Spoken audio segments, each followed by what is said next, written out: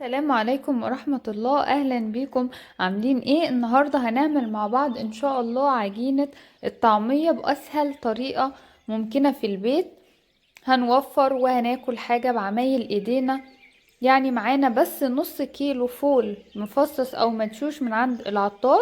بنغسله كويس، بننقعه ممكن ليلة كاملة، وبعدين بنصفيه وبنشطفه كويس يكون نظيف. هنحطه في الكبة وهنقطع معاه حزمتين من الكرات الاخضر، وبصلة ناشفة هنقطعها برضو، وفصوص توم ممكن راس صغيرة كده توم. وهنفرم كل الكلام ده مع بعض في الكبة. ولو حابين فلفل حامي تمام، مش حابين حسب الرغبة. وانا حطيت البهارات والملح معاهم، لو حابين برضو ما تحطوش الملح والتوابل لحد ما تيجوا تحمروها برضو ما فيش مشكلة. كل ده حاجات اختياري حسب ذوقك وحسب رغبتك. فرمناها وحطيت المكونات كلها وقلبناها كلها في بعضها، ما خدتش وقت خالص. وبتكون حاجة يعني مضمونة في البيت، وبتوفر معاكي كتير جدا. الطعمية دلوقتي بقت غالية قوي، طبعا زيت الطعمية حدث ولا حرج. لكن كده في البيت حاجة مضمونة قوي. وما شاء الله يعني نص كيلو الفول عمل كل الكمية اللي انتوا شايفينها دي. وما حطيناش حاجة غير هو الفول والكرات بس، وبصل وتوم، مفيش اي حاجة تانية. لو حابة تحطي بقدونس او كزبرة خضرة تمام برضو مفيش اي مشكلة، بتدي نكهة برضو وريحة حلوة قوي.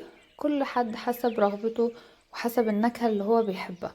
لكن الاساس هو الفول والكرات. دلوقتي خلاص هنبتدي نفرز الطعمية معانا في الكياس التخزين. انا بعملها كده، بتخرج منها الهواء كله، وبعملها بشكل مسطح بحيث ان هي ما تاخدش معايا مكان في الفريزر. وكمان قسمتها كده من النص، او ماما بقى ست الكل اللي قسمتها من النص، بحيث ان انا لما بطبق الكيس انا بخرج منه الكمية اللي انا عاوزاها، يعني بكون حاطة في الكيس يعمل مرتين معايا. وبيكون كيس واحد، يعني بنوفر في كل حاجة حتى في الكيس نفسه، في مساحة الفريزر، في كل حاجة. معايا زيت سخن على النار، وبدأت احط فيه الطعمية. بتشكليها زي ما انت عاوزة تشكليها بايديكي انا بعملها بالمعلقة عادي، ما بشكلهاش بايديا. وبتكون زي الفل، يعني مش لازم الشكل اللي هو المدور قوي قوي بتاع يعني محلات الطعمية، بس المهم النتيجة. طعمية ما شاء الله ومرتفعة معايا وزي الفل. وانا حطيت كمان كربوناتو مع التوابل. لو حابة تحطي تمام، مش حابة خلاص.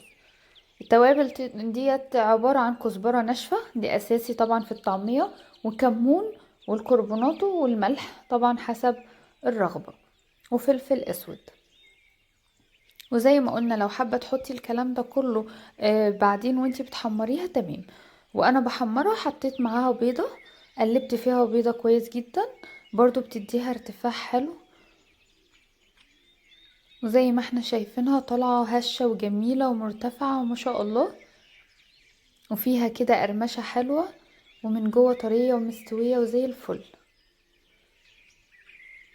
خرجنا بقى الكمية دي انا عملتها بس عشان تشوفوها كده معانا. ما شاء الله الطعمية طالعة ريحتها وطعمها يجنن. شايفين قد ايه؟ ما شاء الله مرتفعة وجميلة مستوية ومن جوه وزي الفل. لو عجبتكم الوصفة ما تنسوناش باللايك والشير والسبسكرايب تدعمونا، ونشوفكم في وصفة جديدة على خير. والسلام عليكم ورحمة الله وبركاته.